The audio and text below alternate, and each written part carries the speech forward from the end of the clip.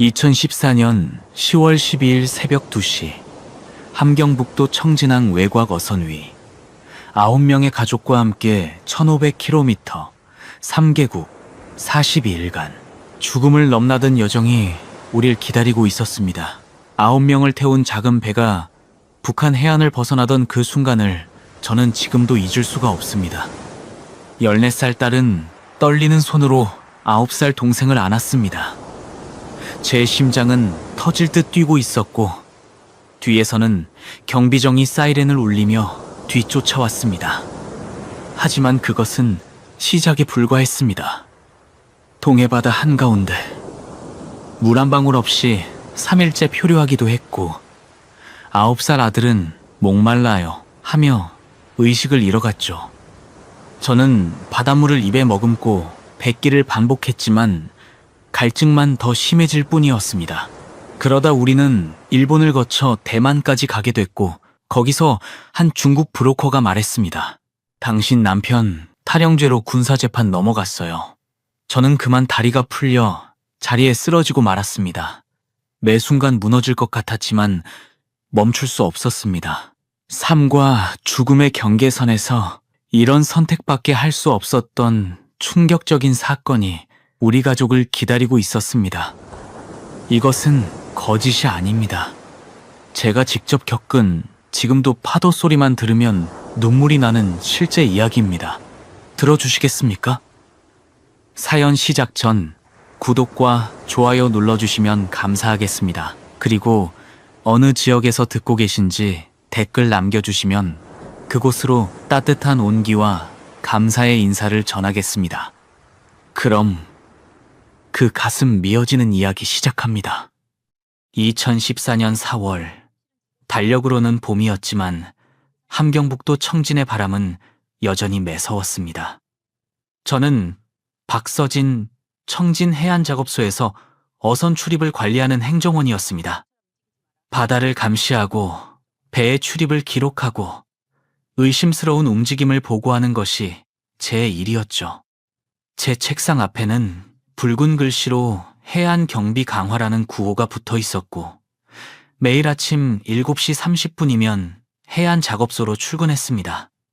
어선 출입증 검사, 어부 명단 관리, 밀항 적발, 그것이 제 임무였습니다. 아이러니하게도 말입니다.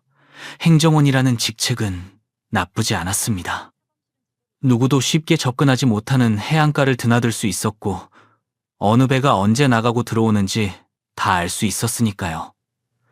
그때는 몰랐습니다. 이 작은 특권이 훗날 우리 가족 9명의 목숨을 살릴 줄은 말입니다. 작업소에서 집까지는 걸어서 20분 거리에 있었습니다. 그러나 집은 방 2칸짜리 낡은 집이었고 9 식구가 살기엔 너무 좁았습니다. 큰 방에는 14살 딸 은혜와 9살 아들 민준, 그리고 남동생 부부와 조카 둘이 잤고 작은 방에는 어머니와 여동생, 그리고 제가 몸을 말아 자곤 했습니다. 발을 뻗고 잘 수 없을 만큼 비좁은 곳이었죠. 은혜는 중학교 2학년으로 늘 반에서 1등을 했고 선생님들이 당 일꾼감이라고 칭찬할 만큼 똑똑하고 의젓한 아이였습니다. 하지만 동생들 밥 챙기고 숙제 도와주는 일이 14살에게는 너무 무거운 짐이었죠. 민준이는 말수가 적고 겁이 많았습니다. 큰 소리만 나도 움찔하고 학교에서도 조용히 앉아만 있는 아이였어요. 남동생 내외는 장마당에서 중국 옷을 팔며 겨우 생활했고 여동생은 하루 8시간 공장에서 일하고도 2,000원이라는 담배 한 보루도 사지 못하는 월급을 받았습니다. 어머니는 65의 허리 굽은 몸으로 집안일을 하셨습니다. 배급은 끊긴 지 오래였고 한 달에 옥수수 3kg가 전부였습니다. 9명이 먹기엔 턱없이 부족해 늘 물을 듬뿍 넣어 죽을 끓여야 했고 가끔 두부 한 모 들어가면 명절 같았죠. 2013년 가을, 남편에게 군복무 소집장이 왔습니다.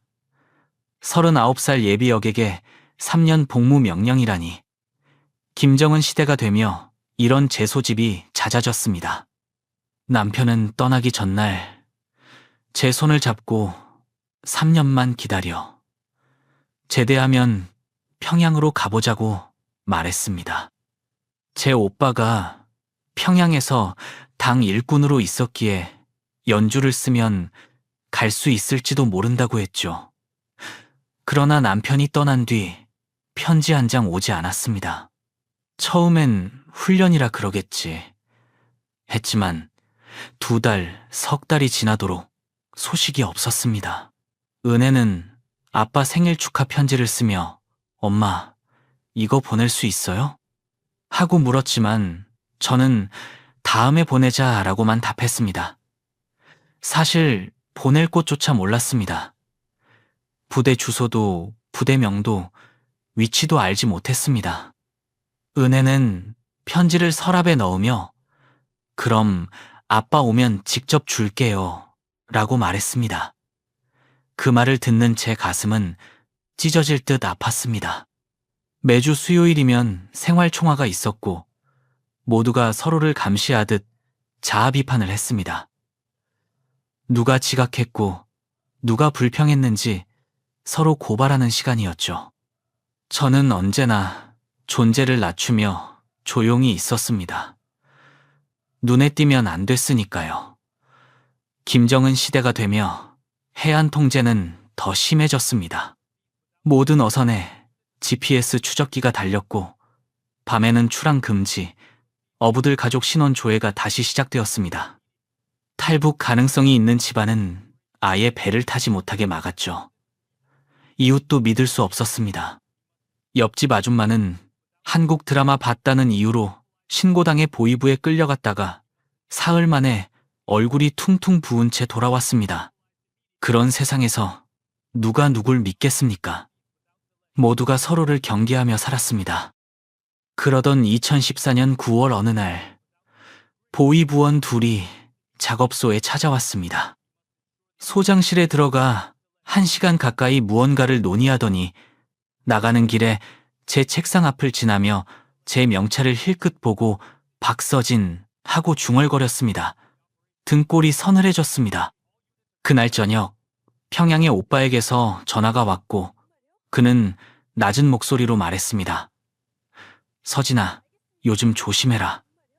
제가 이유를 묻자 오빠는 말했습니다. 네, 남편 부대에서 문제 있었다는 소문이 있어. 탈영했다는 말도 돈다고 한다. 그래서 탈영병 가족들 조사한다더라. 전화를 끊자 손이 떨려왔습니다. 남편이 탈영을 했다는 건지 아니면 다른 문제가 벌어진 건지 아무것도 확실하지 않았지만 분명 큰일이었습니다. 그날 밤 저는 잠을 이루지 못했습니다. 은혜가 자다가 엄마 하고 부르는 소리에 깜짝 놀랐겠죠. 왜? 하고 묻자 아이가 말했습니다. 아빠 꿈 꿨어요. 저는 딸아이의 머리를 쓰다듬으며 생각했습니다. 우리 가족에게 무슨 일이 닥쳐오고 있는 걸까? 9명이 함께 사는 이 작은 집이 어느 날 흔적도 없이 사라지는 건 아닐까? 그리고 그때 저는 선택해야 했습니다. 기다릴 것인가 아니면 움직일 것인가? 2014년 10월 11일 토요일 오후 2시 작업소 사무실 전화기가 갑자기 울렸습니다. 해안 작업소 박서진 동무 계십니까? 처음 듣는 남자의 목소리였습니다. 저는 조심스레 제가 박서진입니다 라고 답했죠. 그러자 그 목소리가 말했습니다. 국가보위부입니다. 내일 일요일 오전 9시까지 청진 보위부로 나오십시오. 그 순간 저는 심장이 멈추는 듯 했습니다. 무슨 일로 그러십니까? 겨우 물었지만 돌아온 대답은 짧았습니다. 남편 관련 조사입니다. 가족 신상 조회가 있을 겁니다. 그리고 딸깍 전화는 끊겼습니다. 제 손은 덜덜 떨렸고 머릿속은 새하얘졌습니다. 내일 오전 9시 고작 19시간밖에 남지 않았습니다.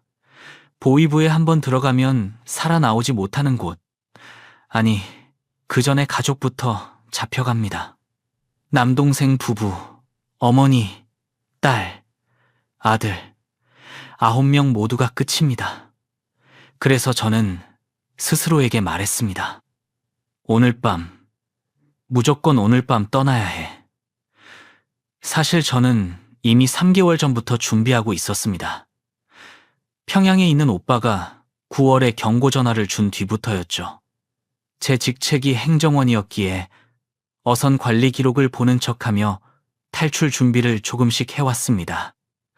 선택한 배는 어선 41호. 6명이 겨우 타는 소형 어선이었지만 엔진은 튼튼했습니다.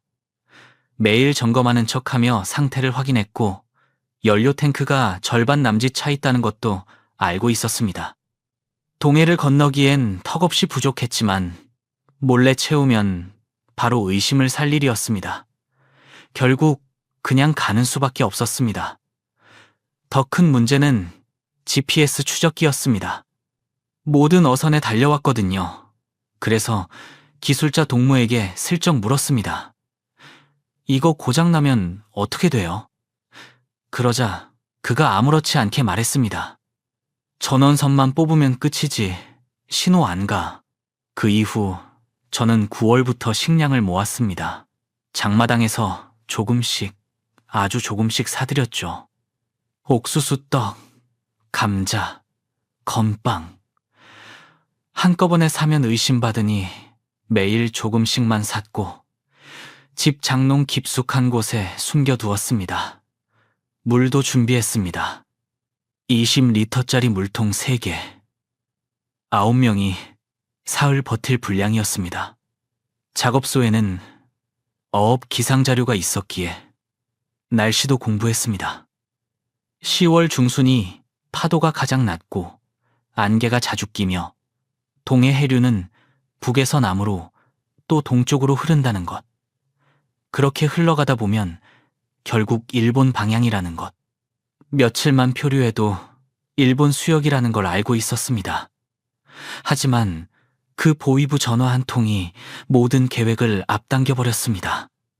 준비가 덜 되었어도 무조건 오늘 밤 떠나야 했습니다. 오후 2시 10분 시계를 보며 제가 정했습니다. 저녁 8시에 모두 집으로 모이고 출발은 자정.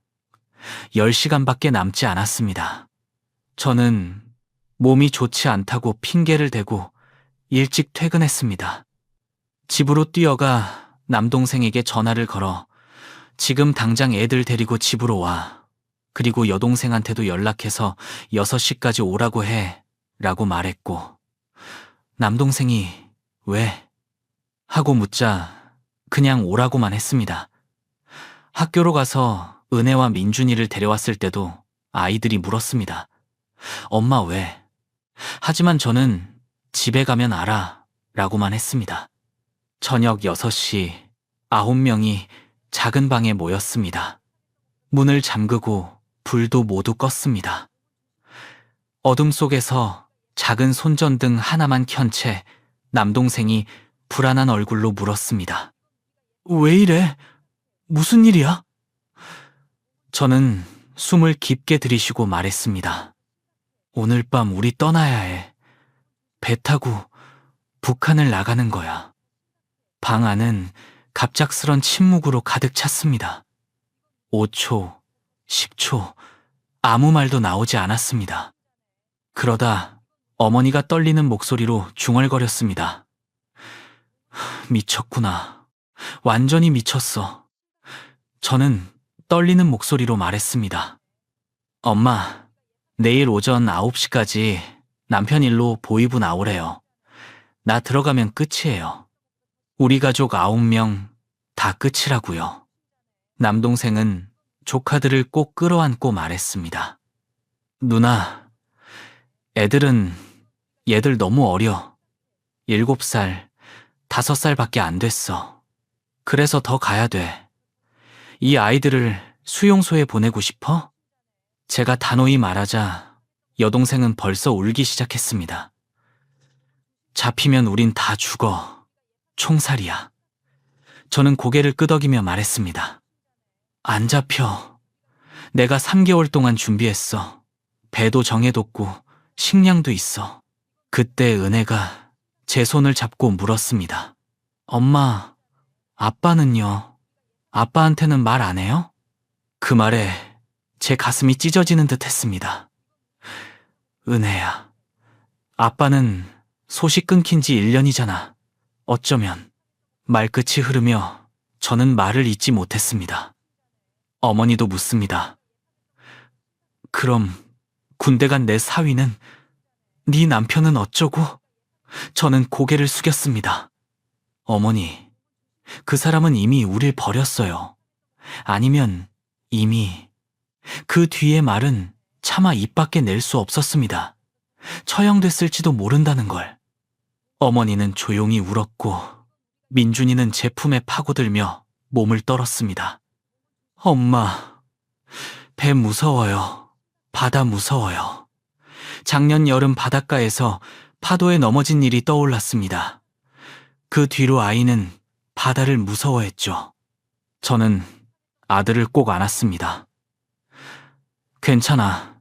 엄마가 지킬게. 절대 잡히지 않을 거야. 우리 다 같이 자유로운 곳에 갈 거야. 진짜야. 엄마가 약속해. 남동생 부부는 서로를 바라보고 조용히 고개를 끄덕였습니다. 누나, 우리 따라갈게. 이렇게 살 바엔 차라리. 여동생도 눈물을 닦으며 말했습니다. 언니, 나도 갈래.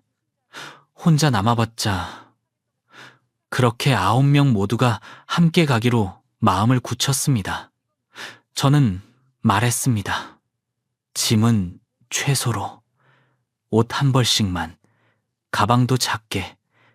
애들 챙길 것만 갖고 와.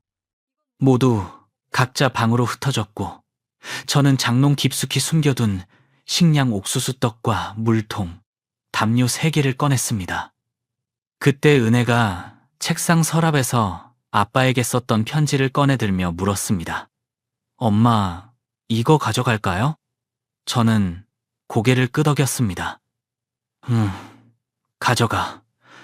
아빠가 어디 있든 마음은 전해질 거야. 평양에 있는 오빠 얼굴이 떠올랐습니다. 오빠한테 전화해야 하나. 하지만 곧 생각을 지웠습니다. 알려봤자 말릴 것이고 그보다 연좌제가 무서웠습니다. 오빠 가족까지 위험해질 수 있었습니다. 남편 생각도 잠시 스쳐갔습니다. 당신이 어디 있는지, 살아있는지, 죽었는지도 모르겠어요. 하지만 아이들은 반드시 살려야겠어요. 오후 10시 9명이 다시 작은 방에 모였습니다. 모두 어두운 옷으로 갈아입었고 아이들의 얼굴에는 두려움이 가득했습니다. 저는 그 집을 마지막으로 돌아보았습니다. 이 집에서 10년을 살았는데 오늘 밤 떠나면 다시는 돌아올 수 없는 곳이었습니다. 그리고 마침내 자정, 출발할 시간이 찾아왔습니다. 9명이 조심스레 집 밖으로 나왔습니다. 거리는 숨을 죽인 듯 고요했고 가로등마저 꺼진 깊은 어둠만이 우리를 감싸고 있었습니다. 조용히, 발소리도 내지 마. 저는 속삭이듯 말했습니다. 남동생은 5살 조카를 등에 업었고 7살 조카는 동서의 손을 꼭 잡고 있었죠. 은혜는 민준이의 작은 손을 꼭 쥐어주었고 여동생은 어머니를 부축하듯 감싸 안고 걸었습니다. 저는 맨 앞에서 길을 살피며 한 발 한 발 조심스럽게 움직였습니다. 큰 길은 피했습니다. 언제 검문이 있을지 몰랐기 때문입니다. 그래서 우리는 오직 골목길만 골라 걸었습니다. 그 스산한 새벽의 골목에서 스치는 그림자 하나도, 멀리서 들려오는 기침 한 번도 우릴 멈춰 세웠습니다. 걸음을 멈추고 숨을 죽이기를 여러 번. 그렇게 20분이 흘렀습니다. 제 머릿속에선 시계가 쉴 새 없이 째깍거렸습니다. 6시간 후면 보이부 출두 시간이다. 그 시간이 지나면 우리가 사라졌다는 사실이 곧바로 들통날 것이고 그 순간부터는 붙잡히기까지 몇 시간이 걸리지 않을 것이었습니다. 새벽 1시 30분. 드디어 청진항 해안 작업소가 보였습니다. 어둠 속에서도 초소의 불빛은 또렷했습니다. 경비 한 명이 그 불빛 아래 서서 주변을 살피고 있었죠. 저는 가족들을 향해 손을 들어 올리며 조용히 말했습니다. 잠깐, 여기서 멈춰. 그렇게 우리는 또 한 번 숨을 삼켰습니다. 그날 새벽, 우리는 조심스레 초소로 걸어갔습니다. 경비가 저를 보더니 누구요? 하고 물었습니다. 저는 조용히 대답했습니다. 박서진입니다. 행정원입니다. 신분증을 꺼내 건네니 경비는 손전등 불빛에 비춰 한참을 들여다보았습니다. 곧이어 이 시간에 왜 왔소? 하고 묻기에 저는 침착한 척하며 말했습니다. 급한 서류가 있어서요. 내일 아침까지 올려야 합니다. 그런데 경비가 제 뒤쪽을 유심히 쳐다보며 그 뒤에 있는 사람들은? 하고 묻는 겁니다. 저는 숨을 고르고 말했습니다. 친척들입니다. 평양에서 왔는데 묵을 데가 없어서요. 사무실에서 하룻밤만 재우려고 합니다. 경비의 눈빛은 의심으로 가득했습니다. 그 눈빛이 저를 꿰뚫는 것만 같아 심장이 터질 듯 뛰었습니다. 그러더니 또 묻습니다. 평양에서 왔다면 여행 증명서는? 저는 가방에서 3개월 전 어렵게 위조해 두었던 서류를 꺼내 건넸습니다. 경비는 서류를 천천히 넘기며 확인했습니다. 10초, 20초. 그 짧은 순간이 제겐 한 세월처럼 길게 느껴졌습니다. 그리고 마침내 경비가 말을 꺼냈습니다. 됐소.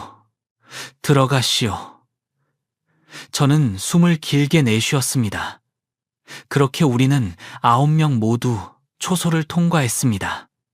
선착장에 다다르자 우리가 타야 할 41호 어선이 어둠 속에 서 있었습니다. 작고 낡은 배였죠. 6명 정원인데 우리는 9명이 타야 했습니다. 빨리 타요. 서둘러 배 위로 올랐고 아이들은 겁이 났는지 울먹이며 무서워하고 떨었습니다. 새벽 2시. 저는 조타실로 들어가 GPS 추적기를 확인했습니다. 작은 붉은 불빛이 깜빡이고 있었죠. 이 불빛 하나가 우리가 붙잡히느냐, 살아나느냐를 가르는 것이었습니다. 떨리는 손으로 전원선을 뽑았습니다.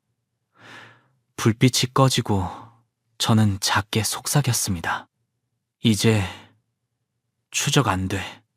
그리고 시동을 걸려고 열쇠를 돌리는 순간 엔진이 부르르르 울리며 너무 큰 소리를 냈습니다. 가슴이 철렁 내려앉았습니다. 안 돼. 들렸어. 정말로 그랬습니다. 초소 쪽에서 저기 무슨 소리야? 라는 경비의 외침이 들리고 손전등 불빛이 이쪽으로 뛰어오는 게 보였습니다. 지금이야. 저는 급히 출력을 올렸습니다. 배는 움직이기 시작했지만 너무 느렸습니다. 41호, 정지하라. 정지하지 않으면 발포한다.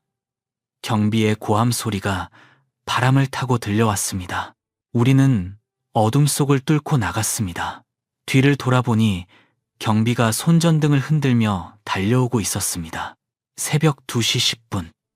갑자기 해안 전체에 경보 사이렌이 울려 퍼졌습니다. 삐이, 삐이. 그 소리는 온 세상을 찢어놓는 듯 했습니다.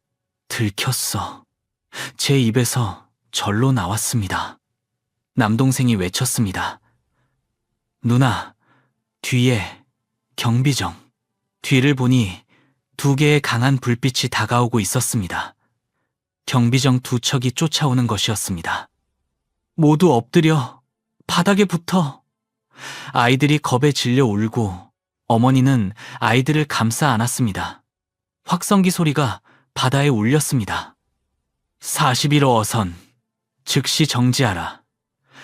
정지하지 않으면 발포한다. 저는 출력을 끝까지 밀어 올렸습니다. 배가 파도를 가르며 동쪽으로 달렸습니다. 그러다 쾅! 총성이 울리고 왼쪽에서 물기둥이 치솟았습니다. 엄마, 우리 죽는 거예요? 민준이의 울음이 바닷바람에 섞여 떨렸습니다. 5살 조카도 겁에 질려 울었습니다. 은혜가 동생을 끌어안고 말했습니다. 괜찮아, 언니가 지켜줄게. 저는 어린 아이들을 덮으며 몸으로 감쌌습니다.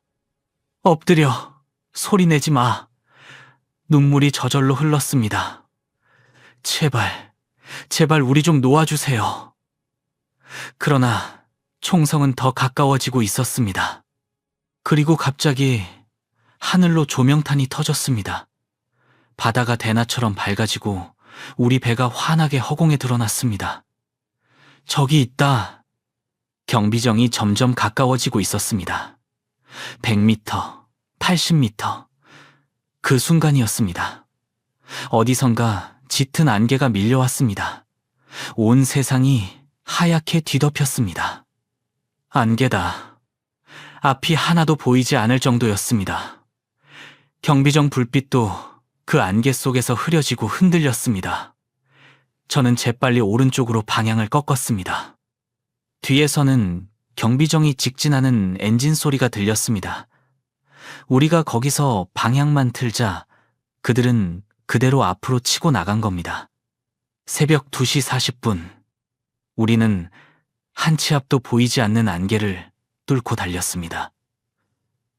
5분, 10분, 사이렌 소리는 점점 멀어졌고 마침내 거의 들리지 않았습니다. 새벽 3시가 되었을 때 남동생이 낮게 물었습니다. 멈춰도 돼요? 저는 고개를 저었습니다. 아니, 계속 가야 해. 3시 30분, 안개가 조금 걷히기 시작했고 뒤를 돌아보았지만 아무것도 보이지 않았습니다. 바다뿐이었습니다. 계속 동쪽으로 가. 멈추면 안 돼. 저는 떨리는 손으로 조타대를 꼭 쥐었습니다. 새벽 4시, 경비정의 소리는 완전히 사라졌고 우리는 조용한 바다를 향해 계속 동쪽으로 나아갔습니다. 4시 30분, 멀리 북한 해안선이 아주 작고 희미하게 보였습니다. 점처럼 작은 불빛들. 그러다 5시, 그 해안선은 완전히 사라졌습니다. 배 위는 한동안 아무 말도 없는 침묵뿐이었습니다. 그때 은혜가 조심스레 물었습니다. 엄마, 우리 나온 거예요? 정말? 저는 조용히 고개를 끄덕이며 울었습니다. 그래, 해냈어. 우리가 나왔어. 어머니는 힘이 풀린 듯 그 자리에 주저앉아 울기 시작했습니다. 하늘이 우리를 살려주셨구나. 여동생이 어머니를 껴안고 남동생 부부도 울었습니다. 조카들도 울고 은혜와 민준이까지 9명 모두가 작은 배 위에서 서로를 끌어안고 울었습니다. 살았다는 사실 하나만으로도 벅차오르는 순간이었습니다. 저는 보이지 않는 북한 땅을 향해 속으로 작게 속삭였습니다. 안녕, 우리 고향. 5시 30분, 동쪽 하늘이 서서히 붉게 물들며 해가 떠오르기 시작했습니다. 동해가 붉게 타오르고 새로운 하루가 피어올랐습니다. 하지만 우리의 여정은 아직 끝나지 않았습니다. 6시가 되자 저는 조심스레 연료 게이지를 확인했습니다. 바늘은 겨우 3분의 1 지점. 이걸로 일본까지 갈 수 있을까? 사방은 끝없는 바다뿐이었습니다. 어디로 가는지도 정확히 몰랐고 우리는 오직 나침반만 믿고 동쪽으로 항해했습니다. 그러던 중 민준이가 갑자기 헛구역질을 했습니다. 멀미였습니다. 조금 뒤에는 토하기까지 했고 5살 조카도 잇따라 토했습니다. 우리는 아끼고 아껴야 하는 물을 조금씩 나눠 마시게 했습니다. 9명은 좁은 배에 어깨를 맞댄 채 앉아 있었습니다. 두렵고 막막했지만 그렇습니다. 우리는 살아 있었습니다. 해는 완전히 떠올랐고 파란 하늘 아래 끝도 없는 바다가 펼쳐졌습니다. 그리고 그 위에서 우리의 새로운 여정이 조용히 시작되고 있었습니다. 2014년 10월 13일 낮 12시 해가 중천에 떠 있었습니다. 뜨거웠고 배 안에는 그늘이 없었습니다. 9명이 좁은 배에 웅크리고 앉아 있었고 파도는 철썩거렸습니다. 나침반을 들여다보니 동쪽을 가리키고 있었고 우리는 계속 동쪽으로만 가면 일본에 닿을 것이라고 들었습니다. 하지만 얼마나 가야 하는지는 아무도 몰랐습니다. 민준이가 또 토했습니다. 아침부터 벌써 5번째였습니다. 5살 조카도 토했고 물 주세요. 민준이가 떨리는 목소리로 말했습니다. 저는 물통을 꺼냈습니다. 20리터 중 5리터를 썼습니다. 조금씩만 물을 아껴야 돼. 옥수수 떡을 나눠줬습니다. 한 사람당 주먹만 한 크기 하나씩. 이게 오늘 점심이야 라고 말했지만 아이들은 배고픔을 참아냈습니다. 오후 3시 연료 게이지를 확인했더니 바늘이 빨간 구역에 있었습니다. 거의 다 떨어졌어. 남동생이 말했고 저는 어떻게? 라는 물음에 그냥 최대한 가는 거지 라고 대답했습니다. 오후 5시 30분 엔진이 멈췄습니다. 부르릉거리다가 탁 꺼졌고 연료가 바닥난 것이었습니다. 갑자기 고요해졌고 오직 들리는 건 파도 소리뿐이었습니다. 이제 어떻게 해요?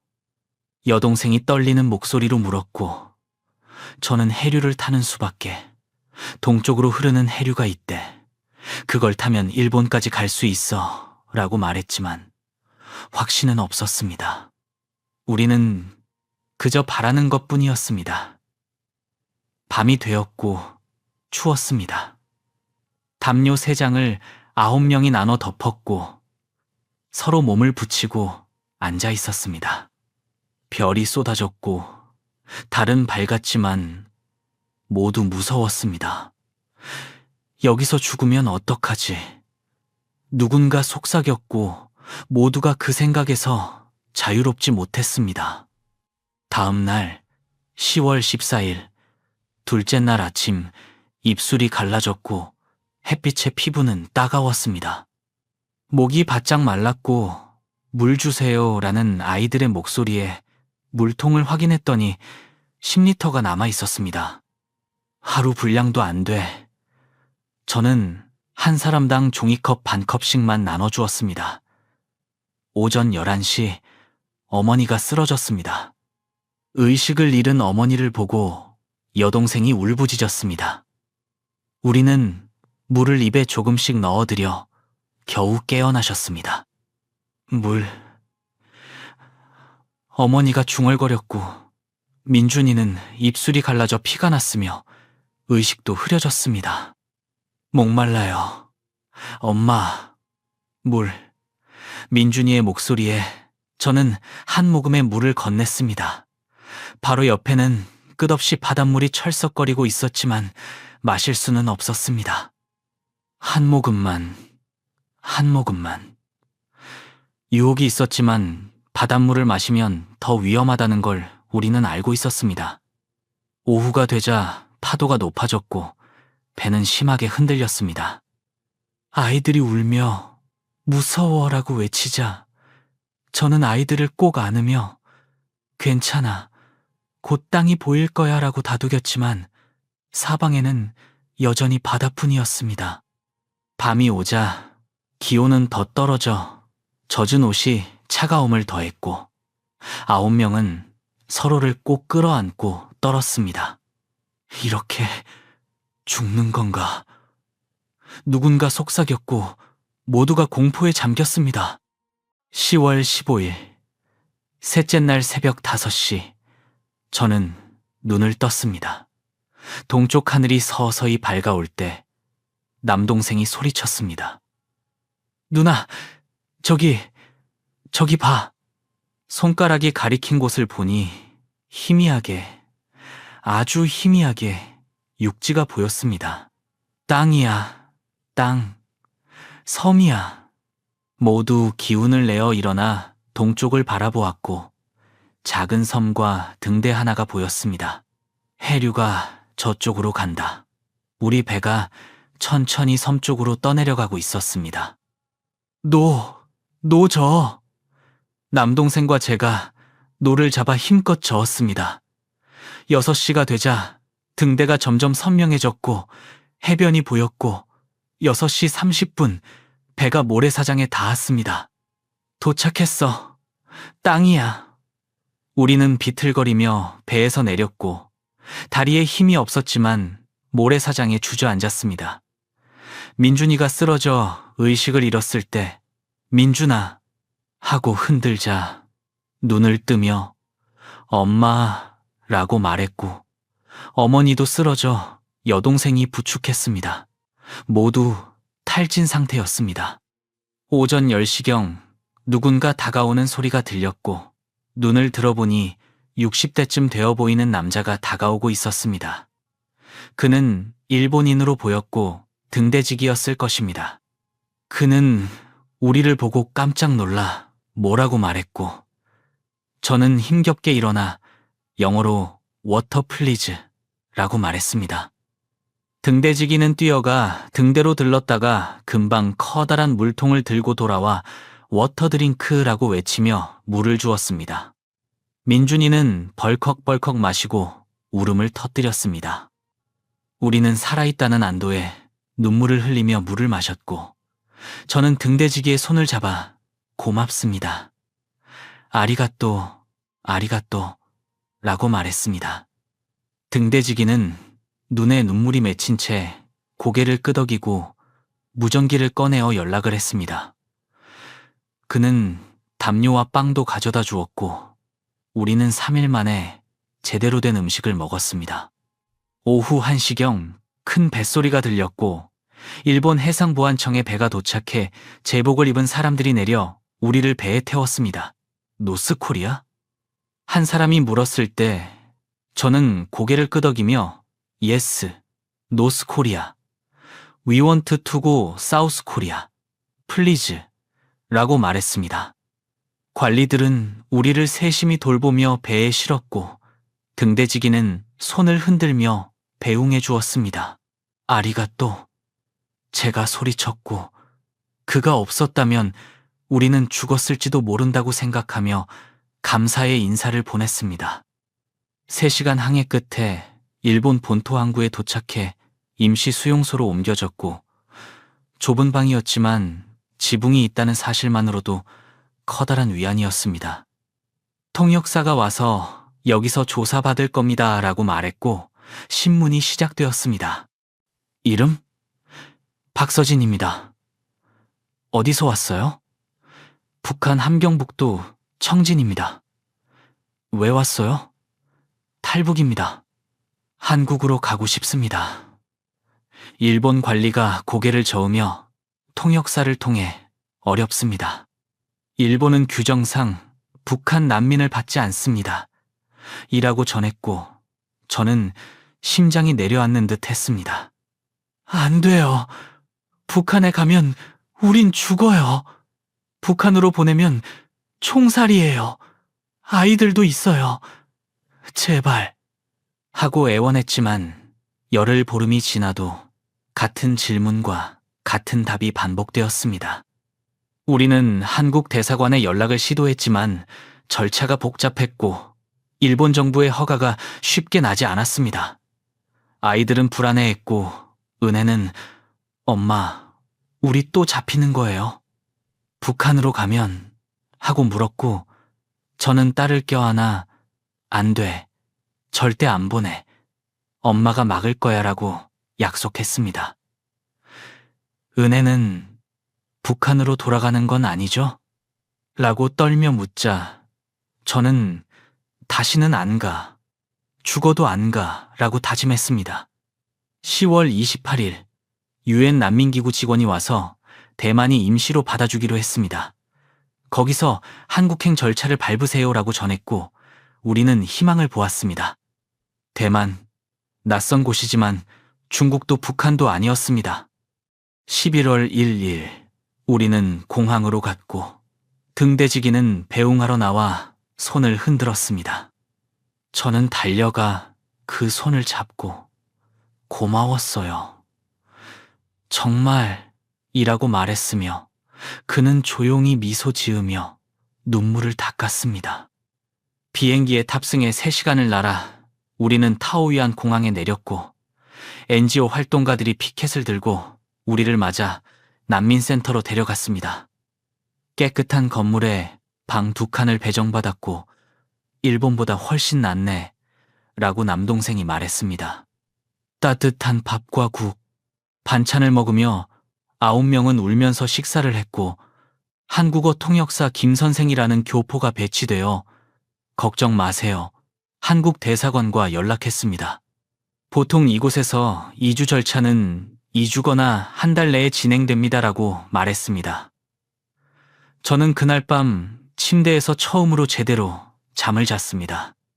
지붕 아래에서 9명이 함께 숨쉬고 있다는 사실이 믿기 어려울 만큼 감사했습니다.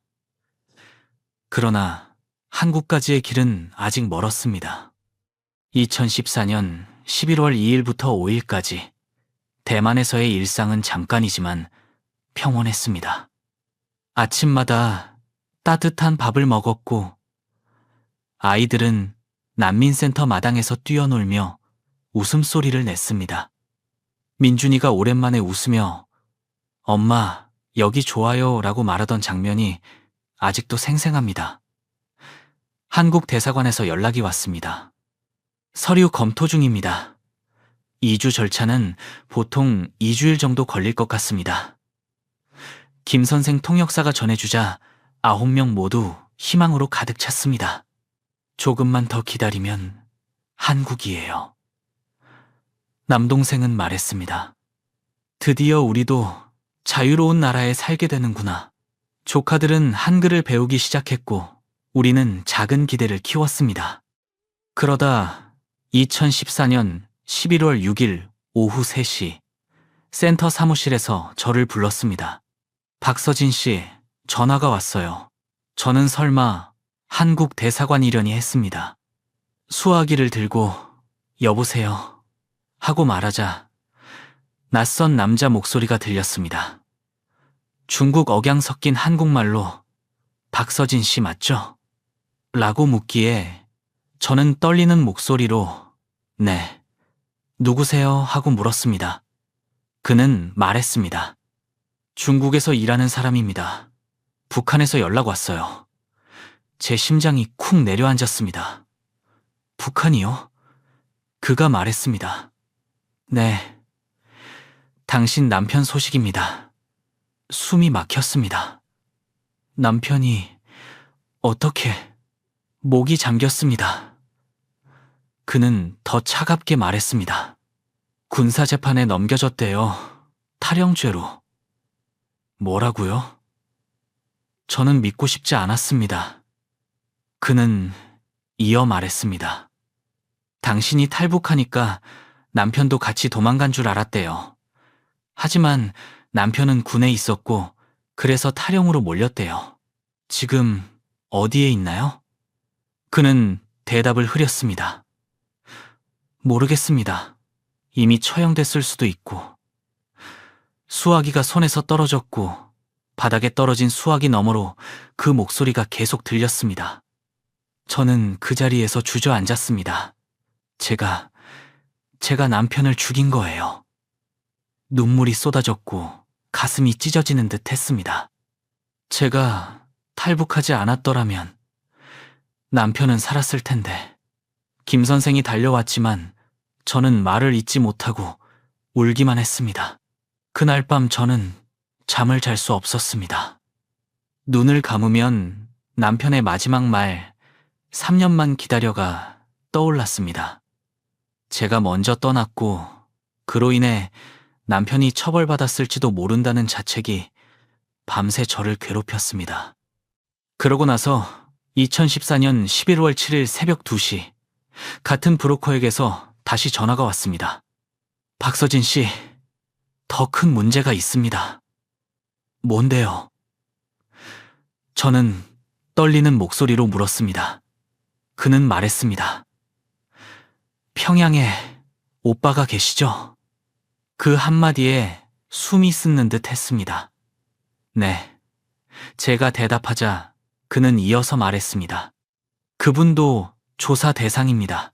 당신 때문에. 오빠가요? 왜요? 저는 절규하듯 물었습니다. 그는 설명했습니다. 동생이 탈북하면 가족 전체를 조사합니다. 특히 평양에 있는 당 일꾼은 더 철저히 조사해요. 저는 겨우 숨을 쉬며 어떻게 된대요? 라고 물었고 그는 말했습니다. 지금은 조사 중이지만 당신이 돌아오지 않으면 오빠 가족을 수용소로 보낼 수도 있고 재산을 몰수하고 강제 이주도 할 수 있다고 하네요. 그 말은 칼날처럼 가슴을 짓눌렀습니다. 안 돼. 오빠까지는 안 돼. 저는 흐느껴 울었습니다. 그러자 브로커는 제안했습니다. 돌아오세요. 지금 돌아오면 선처해준다고 합니다. 북한 정부에서 그렇게 말하더군요. 저는 떨리는 목소리로 되물었습니다. 돌아가면 어떻게 되는 건가요? 그가 대답했습니다. 당신 한 사람만 처벌받으면 됩니다. 나머지 가족들은 살려준대요. 그 말은 더 잔혹한 선택을 강요했습니다. 나머지 가족이요? 저와 함께 탈출한 9명은요? 브로커는 냉정하게 답했습니다. 연좌제라면 그건 거의 죽음일 겁니다. 저는 수화기를 끊고 바닥에 주저앉아 머리를 감싸 쥐었습니다.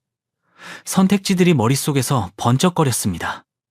돌아가면 저만 죽고 9명도 다 죽고 오빠는 살 수 있다. 가지 않으면 9명은 살고 저도 살지만 오빠는 위험에 처한다. 어떻게 선택하나요? 저는 혼자 울었습니다. 그로부터 사흘, 2014년 11월 7일부터 10일까지는 지옥 같았습니다. 매일 밤 악몽에 시달렸고 남편의 군사재판과 오빠가 수용소로 끌려가는 꿈을 계속 꿨습니다. 밥도 잘 들어가지 않았고 남동생이 눈치채며 누나, 무슨 일 있어? 며칠째 이상해라고 물었을 때 저는 아니야, 괜찮아라며 거짓말을 했습니다. 저는 이 무게를 혼자서 짊어졌습니다. 누군가에게 말할 수도 없었습니다. 주변 사람들은 희망에 들떠 있었고 은혜는 한글 공부에 열중했고 민준이는 매일 웃었고 어머니는 평온해 보였기 때문에 이 폭풍을 드러낼 수가 없었습니다.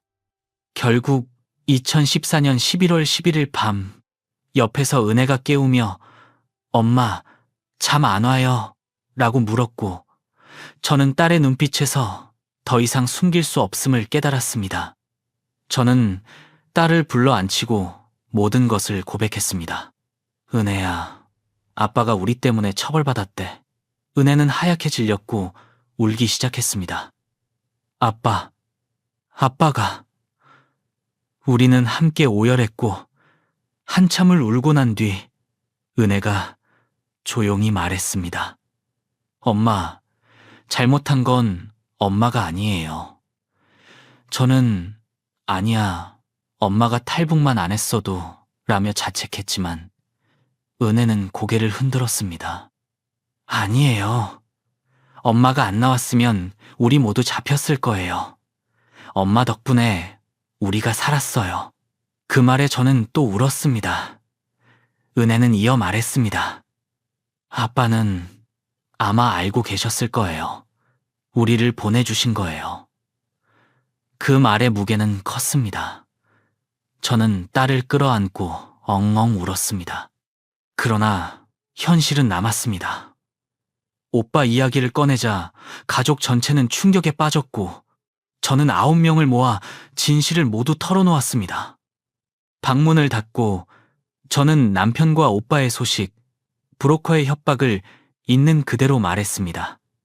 방 안은 침묵과 울음으로 가득 찼고 어머니는 흐느끼며 우리 아들, 우리 사위이라 말했고 남동생은 제 어깨를 잡으며 누나, 왜 혼자 짊어져? 우리가 가족이잖아 라고 말했습니다. 여동생은 언니, 평양 오빠한테는 미안하지만 우리는 못 돌아가. 돌아가면 다 죽어라 했고 남동생은 매형한테 죄송하지만 매형은 우리 결정을 이해하실 거예요. 우린 살아야 해 라고 힘주어 말했습니다. 우리는 2시간 동안 울고 토론하고 서로를 안으며 결정을 내렸습니다. 최종 합의는 단순했습니다. 우리는 앞으로 간다. 산 사람은 살아야 해. 9명이 함께 살아남는다. 어머니가 제 손을 꼭 잡으며 얘야, 네 탓이 아니야. 북한 체제 탓이야. 넌 잘했어. 9명을 살렸어. 라고 말해주었을 때 저는 울음을 멈출 수 없었습니다. 가족들은 서로를 끌어안았고 우리는 하나로 뭉쳤습니다. 2014년 11월 13일 브로커에게 마지막으로 전화가 왔습니다. 박서진 씨, 마지막 기회입니다. 11월 15일까지 돌아오세요. 안 오면 오빠 가족을 수용소로 보냅니다. 저는 숨을 깊이 들이쉬고 단호하게 말했습니다. 안 갑니다. 그가 뭐라고요? 라며 재차 묻자 저는 분명히 말했습니다. 우리는 한국으로 갑니다. 돌아가지 않습니다. 그는 경고했고 저는 후회할 거예요. 오빠는 고통받을 텐데 라는 협박을 들었지만 저는 대답했습니다. 이미 매일 밤 후회하고 있어요. 남편에게도 오빠에게도 미안해요. 하지만 후퇴는 없습니다. 우리는 앞으로만 갑니다. 그는 미쳤군요라고 했고 저는 네, 미쳤을지도 몰라요. 하지만 9명이 함께 미친 거예요 라고 했습니다. 전화를 끊은 후 손은 떨렸지만 제 마음은 흔들리지 않았습니다. 2014년 11월 14일 저는 혼자만의 시간이 필요해 센터 도서관에 가서 종이와 펜을 꺼내 편지를 썼습니다. 보내지 못할 편지였습니다. 오빠, 동생 서진입니다. 로 시작한 그 글에서 저는 오빠한테 보내지도 못할 사과와 해명을 쏟아냈습니다. 9명의 목숨을 지키기 위해 내린 선택을 설명하고 용서를 빌었습니다. 편지를 다 쓰고 한참을 울다가 저는 그 편지를 찢어 조각조각 버렸습니다.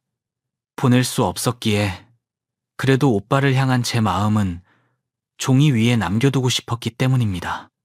창밖으로 보이는 대만의 푸른 하늘을 보며 저는 오빠, 제발 살아계세요 라고 속으로 기도했습니다. 그날 밤 은혜가 다가와 물었습니다. 엄마, 괜찮아요? 저는 깊이 숨을 쉬고 말했습니다. 이제 괜찮아. 엄마 결정했어. 뭘요? 우리는 산다. 최선을 다해 살 거야. 잘 사는 것이 죽은 사람들과 북에 남은 이들에게 우리가 줄 수 있는 가장 큰 존중이야. 은혜는 고개를 끄덕이며 네, 엄마. 우리 잘 살아요. 라고 속삭였습니다. 11월 15일, 브로커가 말한 마지막 날짜가 지나갔고 전화는 더 이상 오지 않았습니다. 저는 9명과 함께 센터 마당에 앉아 따뜻한 햇빛을 받으며 민준이가 웃으며 뛰노는 모습을 보았습니다. 가슴 깊은 곳에 남은 미안함, 남편과 오빠에 대한 죄책감이 있었지만 후회는 없었습니다. 9명이 살아남았으니까요. 저는 속으로 다짐했습니다. 우리는 계속 간다. 한국까지, 그리고 그 너머까지. 11월 21일 오전 10시, 통역사 김 선생이 숨을 헐떡이며 뛰어왔습니다. 박서진 씨, 됐어요. 한국 정부가 승인했어요. 그 말에 저는 벌떡 일어났습니다. 정말요? 진짜로요? 네, 9명 모두 입국 허가 났어요. 김 선생의 목소리는 떨렸고 저는 방으로 달려가 소리쳤습니다. 얘들아, 어머니, 동생들아, 우리 한국 간다. 9명이 모여서 묻듯 외쳤습니다. 정말? 정말이야. 모두가 소리쳤고 울고 웃었습니다. 민준이가 껑충 뛰며 만세라고 외치자 조카들도 따라 만세를 외쳤습니다. 언제 출발해요? 남동생이 묻자 김 선생이 대답했습니다. 11월 25일이에요. 5일 후예요. 5일, 겨우 5일이었습니다. 꿈만 같았고 44일의 여정이 끝나가고 있었습니다. 우리는 짐을 정리하기 시작했습니다. 가져갈 것은 많지 않았습니다. 옷 몇 벌, 은혜의 편지, 그게 전부였죠. 11월 23일 오후 5시, 김 선생이 다시 왔는데 얼굴이 어두웠습니다. 무슨 일이에요? 제가 물으니 그는 말했습니다. 문제가 생겼어요. 중국 정부가 대만 정부에 압력을 넣었어요. 저는 숨이는 것 같았습니다. 무슨 압력이요? 박서진 씨 일행 9명을 중국으로 송환하라고요. 외교 채널을 통해서요. 심장이 내려앉았습니다. 송환이요? 중국으로? 네. 대만 정부가 고민하고 있어요. 중국 눈치를 봐야 하거든요. 한국행은요? 연기될 수도 있어요. 아니면 김 선생은 말을 멈췄고 저는 아니면 뭐예요? 라고 물었습니다. 최악의 경우 중국 송환. 안 돼. 저는 소리쳤습니다.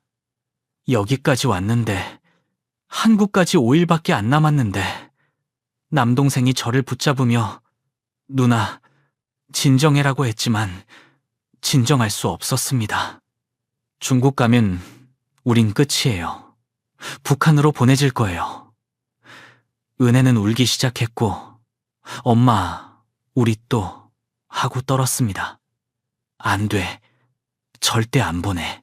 김 선생은 NGO에 연락해 대책을 세우고 있으니 기다려보자고 했지만 그날 밤 우리는 잠을 이루지 못했습니다. 11월 24일 오후 8시 NGO 활동가인 한국인 김 대표가 왔습니다. 오늘 밤 공항으로 가야 해요. 오늘이요? 네. 내일이면 늦어요. 중국이 압력을 더 넣을 거예요. 대만 정부가 굴복하면 끝이에요. 한국행 비행기가 있어요? 있어요. 새벽 1시 출발, 인천행입니다. 제가 자리 확보했어요. 지금 바로 밤 10시 출발이에요. 짐 챙기세요. 우리는 급히 움직였고 짐은 이미 싸둔 터라 가방만 들고 나왔습니다. 밤 10시 큰 승합차에 9명과 NGO 활동가 2명이 탔습니다. 공항까지 40분, 아무도 말하지 않았고 모두 긴장으로 숨을 죽였습니다. 창밖으로 스치는 대만의 야경이 마지막 풍경처럼 보였습니다. 괜찮을 거예요. 김 대표가 말했고 한국 영사관에 연락했어요. 영사님이 공항에서 기다리고 계세요. 라고 덧붙였습니다. 밤 10시 40분, 타오위안 공항에 도착했습니다. 사람들이 많았고 공항은 크고 시끄러웠습니다. 비행기 몇 시예요? 제가 묻자 새벽 1시요. 2시간 조금 넘게 남았어요. 충분해요. 라는 대답이 돌아왔습니다. 출국 심사대로 줄을 섰고 밤 11시 우리의 차례가 왔습니다. 여권을 내밀자 심사관이 확인하다가 뒤에서 잠시만요 라는 소리가 났습니다. 대만 경찰 3명이 다가와 이분들이 박서진 씨 일행입니까? 라고 물었습니다. 네. 김 대표가 답했고 경찰은 중국 정부 요청으로 조사 대상입니다. 따라오세요 라고 말했습니다. 안 돼요. 우리 한국 가야 해요. 제가 소리쳤지만 경찰은 단호하게 조사부터 받으셔야 합니다 라고 했습니다. 9명은 별도 심사실로 끌려가 작은 방에 앉게 되었고 시계를 보니 밤 11시 10분이었습니다. 비행기까지 1시간 40분. 언제까지 조사해요? 제가 묻자 경찰은 모르겠다. 위 지시를 기다리는 중이라고 했습니다. 시간이 흘렀고 11시 30분, 12시 10분이 지나자 탑승 마감은 12시 40분, 30분만 남았습니다. 은혜가 울며 엄마, 비행기 놓치면 어떡해요? 라고 물었고 저는 안 놓쳐. 엄마가 지킬게라며 아이를 달랬지만 확신은 없었습니다. 그때 문이 열리고 한국 영사가 들어왔습니다. 40대 남자였습니다. 이분들이 박서진 씨 일행입니까? 네, 도와주세요. 비행기 놓쳐요. 제가 소리쳤습니다. 영사는 경찰에게 서류를 내밀며 이들은 한국 정부가 이미 승인한 입국자들입니다. 합법적으로 한국으로 가는 겁니다. 라고 말했고 경찰은 하지만 중국 정부가 라고 응수했으나 영사는 단호히 대만은 자유국가입니다. 중국 눈치만 볼 건가요? 라고 맞섰습니다. 시계는 12시 30분을 가리켰고 경찰들이 무전으로 상의하더니 12시 35분, 5분 남았을 때 경찰이 마침내 말했습니다. 좋습니다. 가세요. 뭐라고요? 가세요. 빨리. 책임은 제가 집니다. 그 말에 우리는 문을 박차고 뛰쳐나왔습니다. 뛰어! 빨리! 저는 소리쳤고 탑승구까지 200m를 전력으로 달렸습니다. 민준이를 업고 은혜는 조카 손을 잡고 남동생은 다른 조카를 업었습니다. 12시 38분 막 문을 닫으려 할 때 우리는 도착했고 직원은 마지막 승객이시네요. 빨리 타세요. 라고 외쳤습니다. 비행기로 뛰어올라 좌석을 찾아 앉았고 문이 쾅 닫혔습니다. 안전벨트를 맸고 기내 방송은 인천행 비행기가 곧 출발한다고 알렸습니다. 창밖으로 보이는 대만 공항의 불빛들, 활주로 위 엔진 소리가 점점 커지더니 새벽 1시 5분 비행기는 천천히 활주로로 나아가 속도를 붙이고 부르릉 소리와 함께 바퀴가 떨어져 기체가 떠올랐습니다. 은혜가 제게 물었습니다. 엄마, 우리 정말 가는 거예요? 한국으로? 저는 창밖을 바라보며 눈물을 흘리며 대답했습니다. 그래, 44일 만에 우리가 해냈어. 어머니는 손자들을 안으며 살았구나. 우리 살았어. 하고 울었고 여동생과 남동생 부부, 조카들 모두 흐느꼈습니다.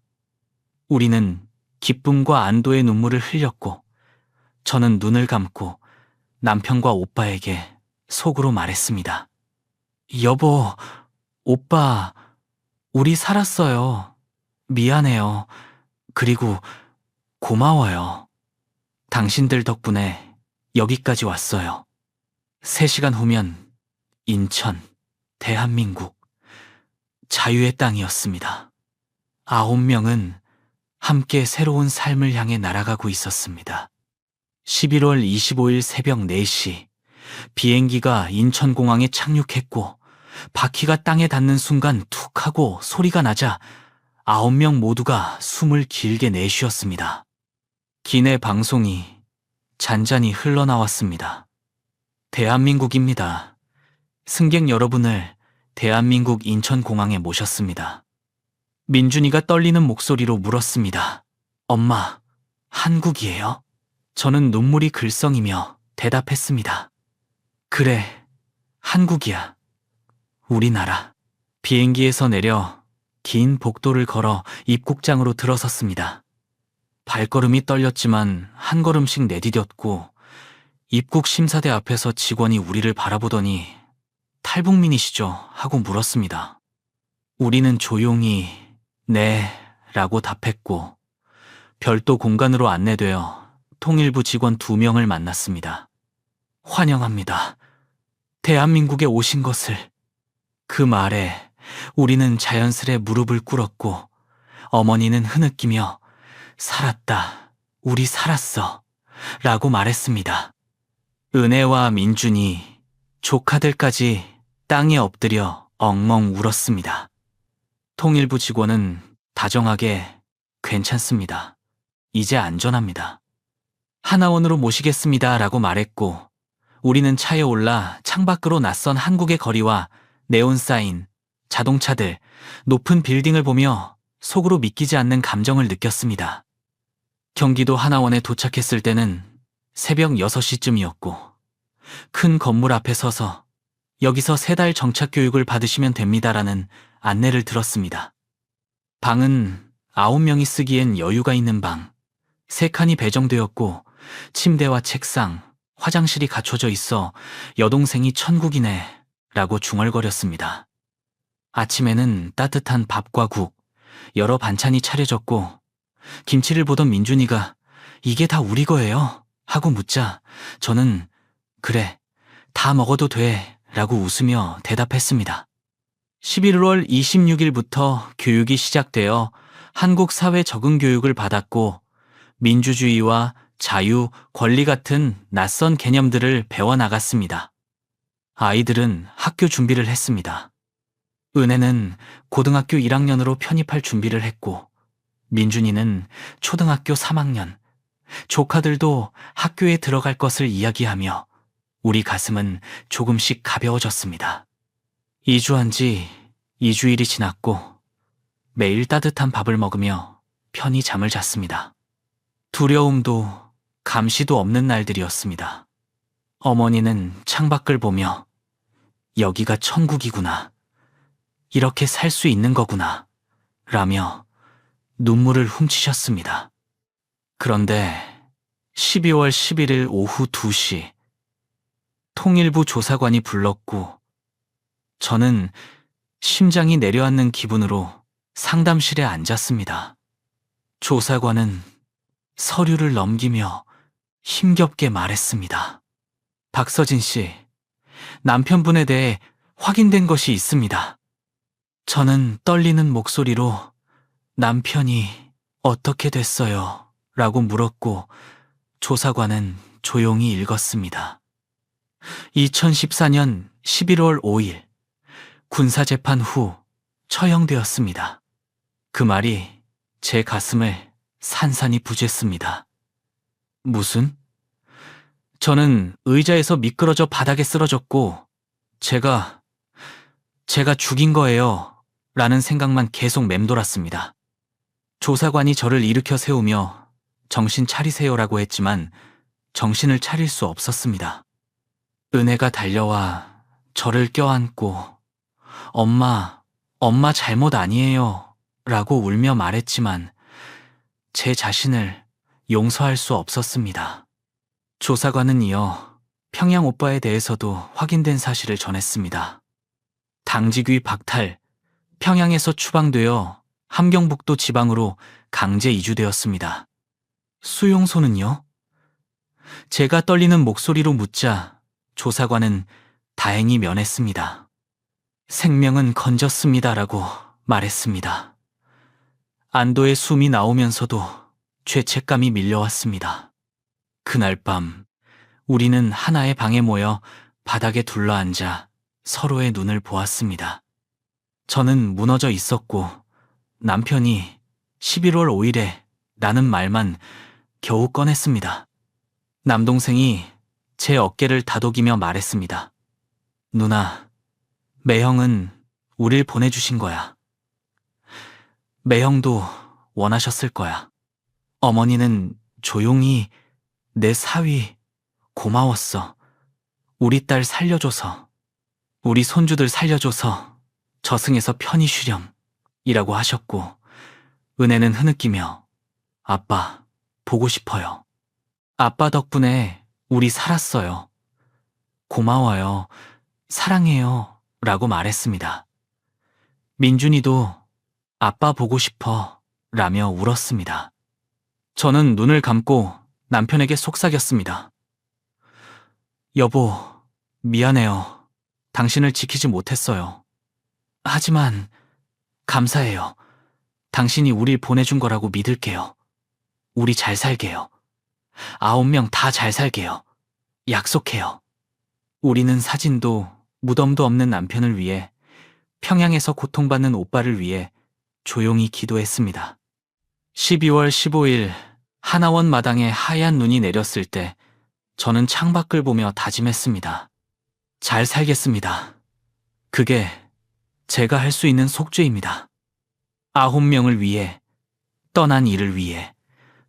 은혜가 다가와 엄마, 괜찮아요? 라고 물었을 때 저는 고개를 끄덕였습니다. 이제 괜찮아. 우리 앞으로 갈 거야. 은혜는 네, 엄마, 아빠도 그걸 원하실 거예요. 라고 말했고 우리는 교육에 더 열심히 임했습니다. 한국어와 사회 제도, 취업 준비를 배우며 9명 모두가 새로운 삶을 향해 한 걸음씩 나아갔습니다. 남편은 떠났지만 우리는 살아있었고 살아가는 것이 남편이 우리에게 준 마지막 선물임을 매일 가슴에 새기며 자유와 생명, 그리고 희망을 붙들고 걸어가고 있습니다. 2016년 가을, 우리가 탈북한 지 꼭 2년이 흐른 시점이었습니다. 많은 것이 바뀌었고 9명 모두가 한국에서 각자의 자리를 찾아가고 있었습니다. 서울 노원구에 전셋집을 얻어 방 3짜리 집에서 살게 되었는데 넓지는 않았지만 그래도 처음으로 우리가 온전히 편히 누릴 수 있는 우리만의 공간이었죠. 저는 탈북민 정착지원센터에서 상담사로 일하게 되었습니다. 새로 한국에 들어온 분들을 돕는 일이었어요. 낯선 얼굴로 찾아오는 사람들은 두려움에 떨고 있었고 2년 전에 저를 보는 듯 했습니다. 그래서 저는 말합니다. 괜찮아요. 여러분도 할 수 있어요. 저도 했으니까요. 그렇게 제 이야기를 들려주었습니다. 9명이 함께 탈북해 동해를 건너고 일본과 대만을 거쳐 한국까지 왔던 그 여정을. 그들은 제 눈을 바라보며 묻습니다. 저희도 잘 살 수 있을까요? 저는 미소 짓고 말합니다. 물론이죠. 절대 포기하지 마세요. 일을 마치고 집으로 가는 길. 버스 창문 너머로 서울의 야경이 스쳐 지나갑니다. 네온 사인 속 자유롭게 걷는 사람들. 그 풍경을 보며 저는 속으로 말합니다. 여보, 제가 이렇게 살고 있어요. 보이세요? 우리 정말 잘 살고 있어요. 어머니는 복지관에 다니시며 또래 어르신들과 어울려 웃음을 되찾으셨습니다. 북한에서는 단 한 번도 보지 못했던 편안하고 따뜻한 미소였어요. 남동생은 공장에 취직해 용접 기술을 배우며 월급으로 가족을 부양하고 있습니다. 누나, 내가 이렇게 돈을 벌다니. 하며 자랑스러워했고, 남동생 아내는 식당에서 설거지로 시작해 이제는 주방 보조까지 맡고 있습니다. 조카들 학비를 도울 만큼 성실하게 일하고 있죠. 여동생은 요양보호사 자격증을 취득해 요양원에서 누군가를 돌보는 일을 하고 있습니다. 언니, 나도 이제는 누군가를 돕는 사람이야. 그녀의 말에 저도 마음이 든든해졌습니다. 조카 둘은 초등학교에 잘 적응했고 한국말도 완벽해져 친구들과 밝게 지냅니다. 9명 모두가 각자의 자리를 잡아가고 있지만 결코 쉽지만은 않았습니다. 차별도 있었고 어려움도 많았습니다. 그래도 포기하지 않았습니다. 왜냐하면 우리는 살아남았으니까요. 은혜는 이젠 16살이 되어 고등학교 2학년입니다. 성적도 좋아 항상 반에서 5등 안에 들었고 선생님들이 칭찬을 아끼지 않았습니다. 어느 날 은혜가 말했습니다. 엄마, 나 대학 가고 싶어. 어디? 연세대여 사회복지학과. 저는 놀라 물었습니다. 왜 사회복지? 은혜는 환하게 웃으며 말했습니다. 엄마처럼 북한에서 오신 분들 돕고 싶어요. 통일도 공부하고 싶고요. 언젠가 남북이 하나 되는 모습 보고 싶어요. 그 말을 들으며 눈물이 났습니다. 네가 정말 자랑스러워. 은혜는 제 손을 꼭 잡으며 말했습니다. 엄마 아빠도 하늘에서 보고 계실 거예요. 우리 이렇게 잘 사는 거 분명 자랑스러워 하실 거예요. 저는 딸을 끌어안았습니다. 그래, 우리 참 잘 살고 있어. 정말 잘 살고 있어. 이제 11살이 된 민준이는 초등학교 5학년으로 축구부에 들어갔고 매일 운동하며 친구들과 뛰어놉니다. 엄마, 한국 좋아요. 친구들이 잘해줘요. 선생님도 좋고요. 민준이는 악몽도 많이 줄었습니다. 예전에는 밤마다 바다 꿈을 꾸고 추격당하는 꿈에 시달렸지만 이제는 축구하는 꿈을 꾸며 골 넣는 꿈을 이야기합니다. 2016년 11월 25일 탈북 2주년이 되는 날 9명이 모두 모여 거실에서 작은 케이크를 놓고 불을 밝혔습니다. 2년 전 오늘 우리 인천공항에 도착했어.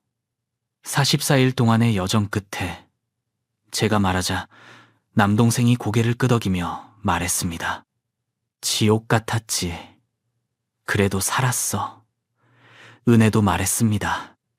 우리 9명 모두 살았어요. 아빠, 큰아버지 희생이 있었지만 그래도 우린 살았어요. 우리는 촛불 9개를 켜고 조용히 기도했습니다.